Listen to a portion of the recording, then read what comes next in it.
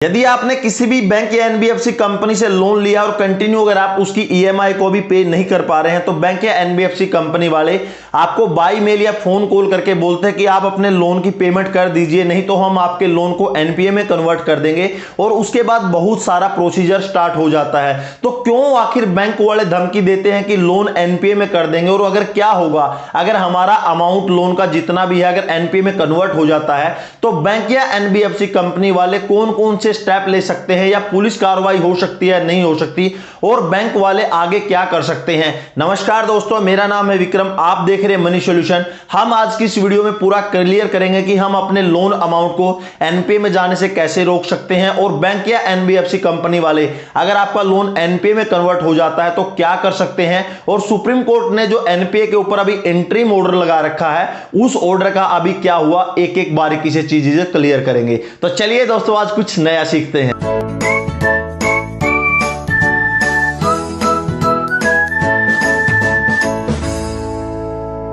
दोस्तों सबसे पहले हम जानते हैं कि एनपीए क्या होता है। एनपीए होता है कि नॉन परफॉर्मिंग एसेट, यानी ऐसा कोई भी लोन या ईएमआई जो बोरोवर लोन लेने के बाद कंटिन्यू 90 दिनों तक उसकी ईएमआई पे नहीं करता, बैंक उस लोन अमाउंट को एनपीए में कन्वर्ट करता है। यानी आप डायरेक्टली मान लीजिए यदि आपने कोई भी लोन ईएमआई को अगर 90 दिनों तक पेड नहीं करते तो डायरेक्टली आपका लोन एनपीए में कन्वर्ट हो जाता है। जब भी आप किसी बैंक या एनबीएफसी कंपनी से लोन लेता है तो बैंक या एनबीएफसी कंपनी आपको दो तरह के लोन प्रोवाइड करती है। सबसे पहले जैसे कि सिक्योर लोन है। सिक्योर लोन ऐसा लोन कि जब भी आप लोन लेते हैं कुछ अपनी प्रॉपर्टी है या जायदाद है या कुछ अपना सामान बैंक के पास गिरवी रखते हैं और बैंक उसमें लोन प्रोवाइड करता है, उसको सिक्योर लोन बोलते हैं। जैसे कि होम लोन है, व्हीकल लोन है, गोल्ड लोन है, कोलेटरल बेस्ड कोई भी लोन है। और अमूमन जो सिक्योर लोन रहता है आपको कम रेट ऑफ इंटरेस्ट पे बैंक या एनबीएफसी कंपनी प्रोवाइड करती है। दूसरी कैटेगरी का आपका अनसिक्योर लोन रहता है कि ऐसा लोन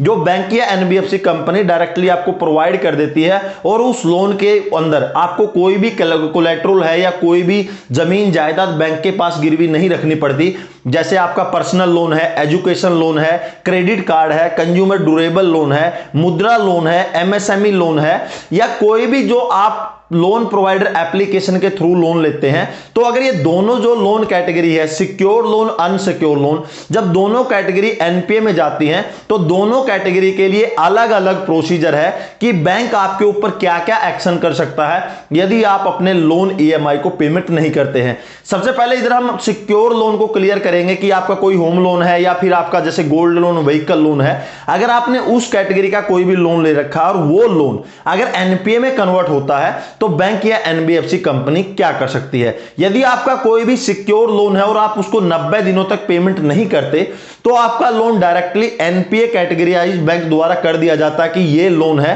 पेमेंट नहीं हो रही है और फ्यूचर में भी नहीं लगता कि बैंक या एनबीएफसी को जो बोरोवर है वो पेमेंट करेगा, तो उस कैटेगरी में आपका लोन एनपीए में कन्वर्ट हो जाता है। जैसे ही 90 दिन का टाइम कवर हो जाता है बैंक या एनबीएफसी कंपनी आपको एक लीगल नोटिस, डिमांड नोटिस या जो आपका लोन ड्यू नोटिस है आपको सर्व करती है 90 दिनों के बाद, जिसके अंदर पूरा लिखा रहता है कि आपने इतने रुपए का लोन लिया था, इतनी आपकी किस्त थी। बैंक के बीच में और आपके बीच में जो एग्रीमेंट साइन हुआ था उस एग्रीमेंट को आपको फॉलो नहीं किया और आपका लोन 90 दिनों से ज्यादा अनड्यू हो गया तो आपका लोन को अभी एनपीए में कन्वर्ट किया जा रहा है। आपको लीगल नोटिस में लिखा मिलेगा कि आपको 60 दिनों का टाइम दिया जाता है। यदि आप 60 दिन के अंदर लोन की अमाउंट पे कर सकते हैं तो सही है। अगर आप 60 दिन के अंदर लोन अमाउंट पे नहीं करते तो बैंक आगे रिकवरी ऑप्शन है जो अडॉप्ट करेगा। यानी इधर आपको लोन एनपीए में कन्वर्ट होने के बाद 60 दिन का टाइम मिल जाता है।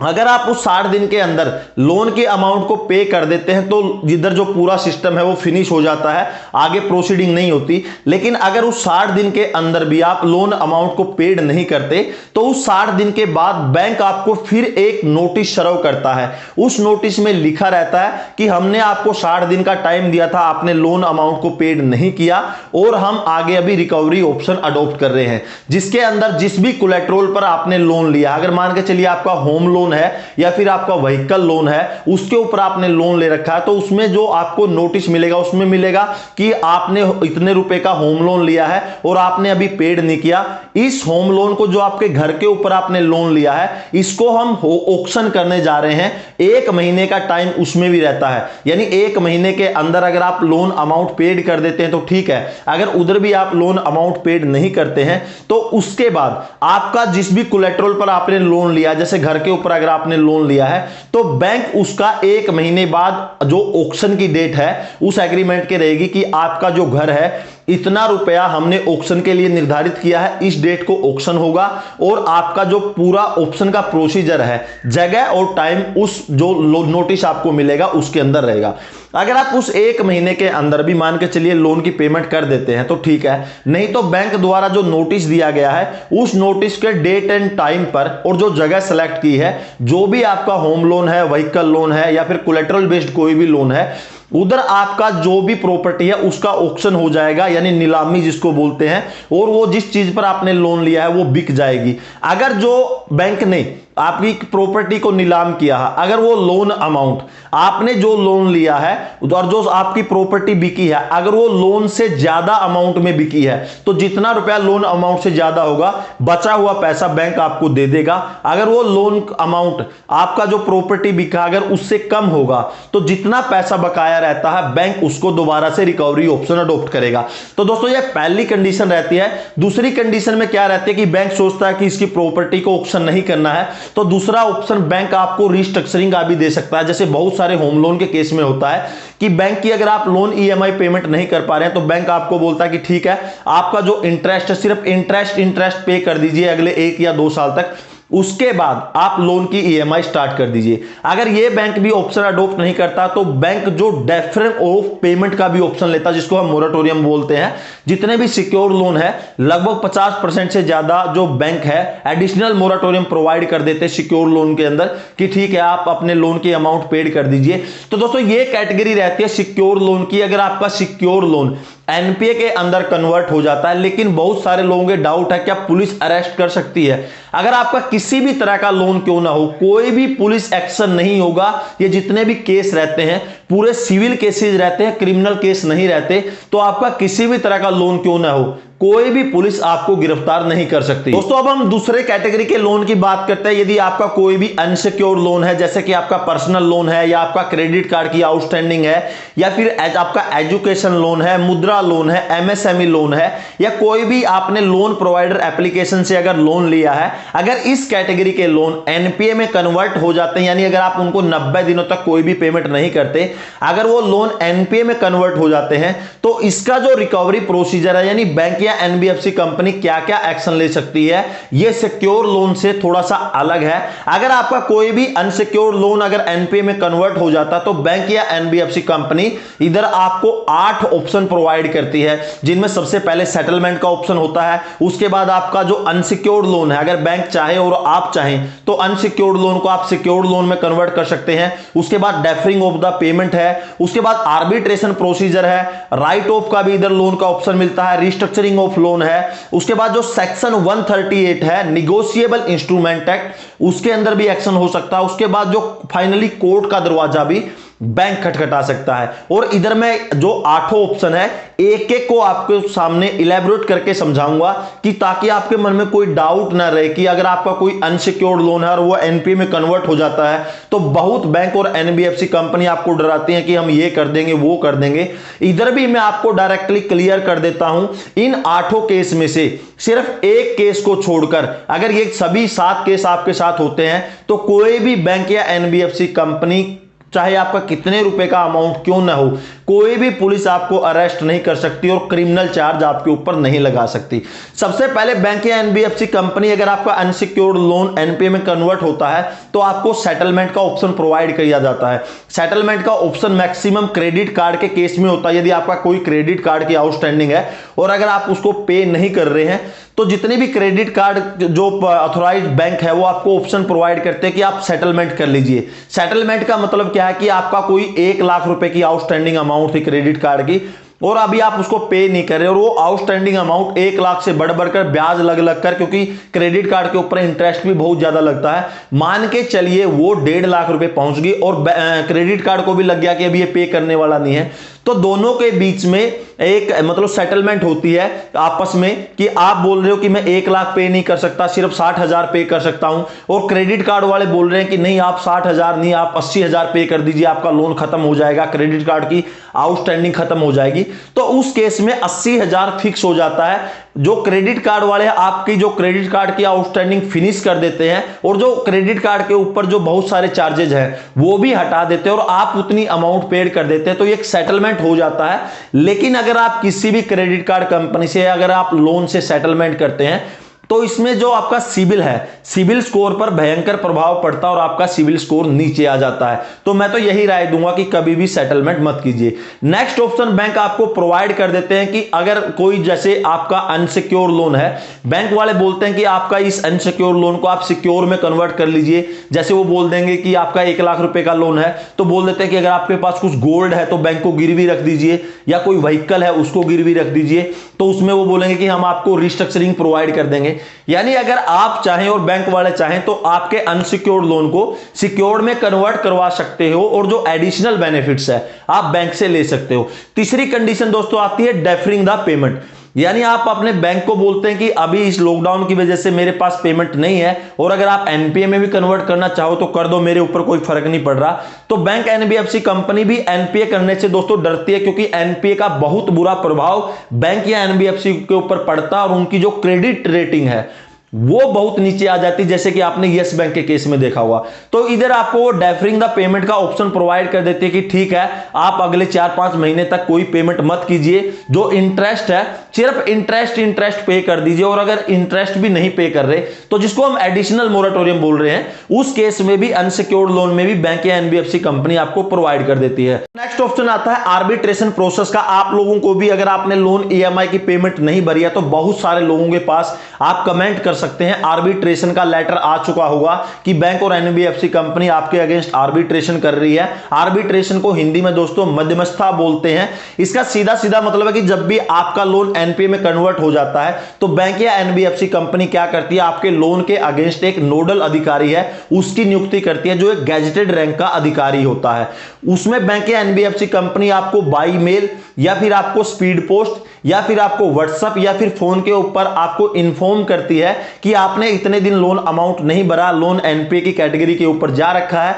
आपके अगेंस्ट आर्बिट्रेशन प्रोसीजर अभी अडॉप्ट किया जा रहा है। हमारे ये नाम का जो आपको बैंक नोडल ऑफिसर का नाम बताया जाएगा कि जैसे हमारा जो सीनियर अधिकारी हैं अशोक कुमार जी आपसे कॉन्टैक्ट करेंगे, आपको उधर उस जगह और उस टाइम पर मिलना है आर्बिट्रेशन के लिए। यानी इधर जगह भी बैंक डिसाइड करेगा, उनका नोडल अधिकारी भी बैंक डिसाइड करेगा, सब चीज बैंक डिसाइड करनी है, और जहां पर वो डेट एंड टाइम देंगे उधर जाकर आपसे नोडल ऑफिसर को मिलना है। जैसे ही आप दिए गए डेट एंड टाइम पर नोडल अधिकारी से अगर मिलने चले जाते हैं, उधर चाय पर चर्चा होती है आपस में एक दूसरे के सामने कि आप लोन क्यों पेमेंट नहीं कर पा रहे हैं, क्या प्रॉब्लम है। तो जो आर्बिट्रेशन के लिए जो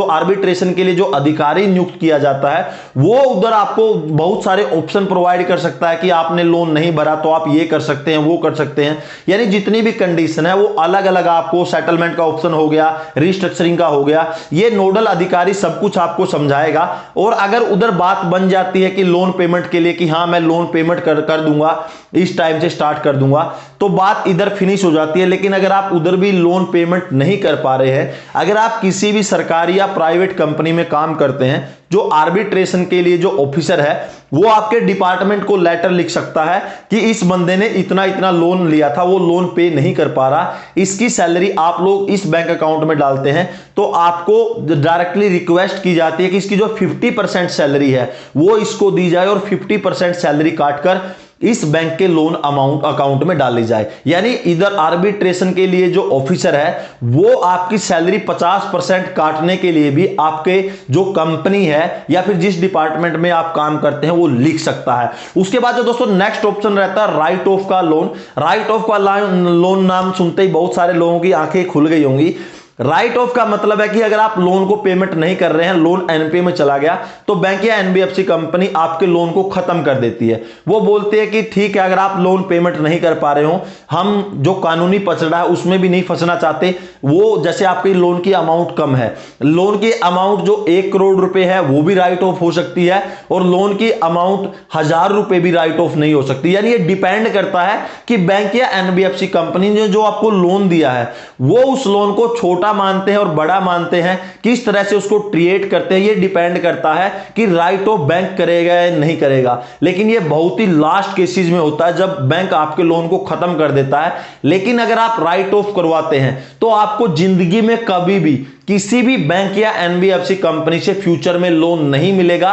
क्योंकि आपका जितना भी लोन राइट ऑफ हो जाता है वो आपके पैन कार्ड के साथ अटैच कर दिया जाता है। तो मैं यही रिकमेंड करूंगा कि कभी भी जो लोन राइट ऑफ के चक्कर में मत घूमना। उसके बाद दोस्तों जो नेक्स्ट ऑप्शन है, बैंक आपको रिस्ट्रक्चरिंग भी प्रोवाइड कर सकती है। जैसे कि 6 अगस्त 2020 को resolution for framework reserve bank of India की मॉनेटरी पॉलिसी की मीटिंग में डिसाइड किया गया था, उसके हिसाब से आप रिस्ट्रक्चरिंग ले सकते हो। रिस्ट्रक्चरिंग का मैंने पहले ही क्लियर कर दिया कि कुछ महीने आपकी ईएमआई भी बैंक रोक सकता है, आपके लोन ईएमआई को कम भी कर सकता है, एडिशनल मोराटोरियम भी दे सकता है। लेकिन ये सब चीजें डिपेंड करती है कि बैंक या एनबीएफसी कंपनी वो आपको प्रोवाइड करती है नहीं करती। दोस्तों नेक्स्ट आता है जो सबसे जरूरी है और आप लोगों को पता होना चाहिए, निगोशिएबल इंस्ट्रूमेंट एक्ट 138। दोस्तों आपने अमूमन देखा होगा कि जब भी आप किसी भी बैंक या एनबीएफसी कंपनी से लोन लेने के लिए जाते हैं तो बैंक या एनबीएफसी कंपनी आपको अनसिक्योर्ड लोन देते वक्त बोलती है कि आपको 4 या 5 जो ब्लैंक चेक हैं वो साइन करके आपने को देने पड़ेंगे।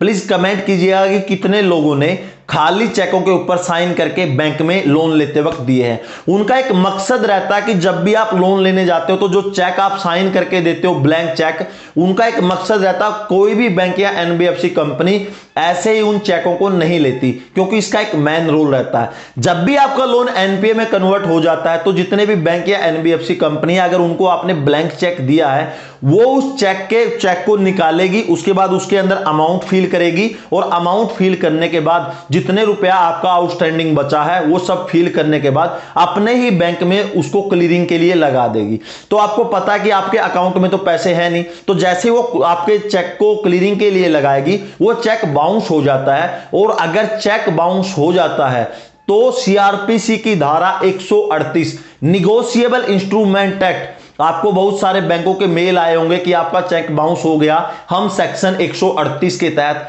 आपके अगेंस्ट मुकदमा दर्ज कर रहे हैं, जिसके अंदर अगर आपका चेक बाउंस हो जाता है तो जो कोर्ट में केस जाता है सेक्शन 138 के अधीन जाता है, जिसको निगोशिएबल इंस्ट्रूमेंट एक्ट बोलते हैं। अगर वो केस जाता है जिसके अंदर आपको 2 साल तक की सजा, उसके बाद आपने जितने रुपए का अमाउंट का जो चेक बैंक ने लगाया है उससे डबल का जुर्माना, और दोनों हो सकती है, ये बिल्कुल क्लियर है। और ये जितना भी मतलब निगोशिएबल इंस्ट्रूमेंट एक्ट है दोस्तों, ये क्रिमिनल केस है जिसके अंदर पुलिस आपको अरेस्ट कर सकती है। सिर्फ एक यही केस रहता है कि जब किसी भी लोन में कोई भी बैंक या एनबीएफसी कंपनी आपके अगेंस्ट क्रिमिनल केस के तहत मुकदमा दर्ज करवा सकती है और पुलिस आपको अरेस्ट कर सकती है। तो प्लीज ध्यान रखिएगा कि जब भी आपने लोन लिया है कहीं आपने कोई ब्लैंक चेक साइन करके तो नहीं दिया, अगर करके दिया है तो कमेंट सेक्शन में कमेंट कीजिएगा, उसका भी मैं आपको जवाब दूंगा कि आपको करना क्या है इस एक्शन से बचने के लिए। दोस्तों उसके बाद फाइनली बचता है, अगर इन केसों में भी आपका लोन सेटलमेंट या इन केसों में भी आपके लोन का कोई हल नहीं मिल पाता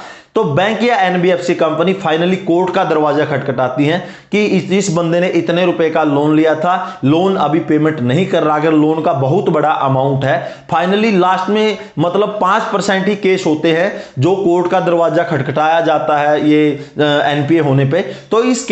केस में अगर बैंक या एनबीएफसी कंपनी कोर्ट में जाती है तो फिर कोर्ट ही डिसाइड करती है कि लोन का अमाउंट कितना देना है, कैसे देना है। अगर लोन का अमाउंट बरोबर नहीं दे पाता तो उसमें और क्या एक्शन होगा। तो ये पूरा का पूरा दोस्तों फिर केस जाता कोर्ट में, और फाइनली फिर कोर्ट ही करती है कि जो लोन अमाउंट आपने लिया है उसका क्या होगा। दोस्तों ये पूरे लीगल प्रोसीजर थे। अगर आपका लोन अमाउंट एनपीए में कन्वर्ट हो जाता है तो बैंक या एनबीएफसी कंपनी क्या कर सकती है। और आज की डेट में सुप्रीम कोर्ट ने इंट्रीम ऑर्डर अभी भी जारी है कि कोई भी बैंक या एनबीएफसी कंपनी आपके लोन अमाउंट को एनपीए में कन्वर्ट नहीं कर सकते। फाइनली दोस्तों, आपको यह वीडियो कैसी लगी? अगर आपको वीडियो अच्छी लगे तो प्लीज कमेंट सेक्शन में कमेंट कीजिएगा। अगर वीडियो के बारे में आपका कोई भी राय है तो आप मेरे को डायरेक्टली अगर कॉन्टैक्ट करना चाहते हो तो जो मेरी वेबसाइट है, वेबसाइट के थ्रू मेरे को कॉन्टैक्ट कर सकते हो। और दोस्तों, इसी तरह नॉलेजेबल टॉपिक पर वीडियो पाने के लिए चैनल सब्सक्राइब कीजिए। तो दोस्तों, अगली वीडियो के लिए तब तक जय हिंद, वंदे मातरम।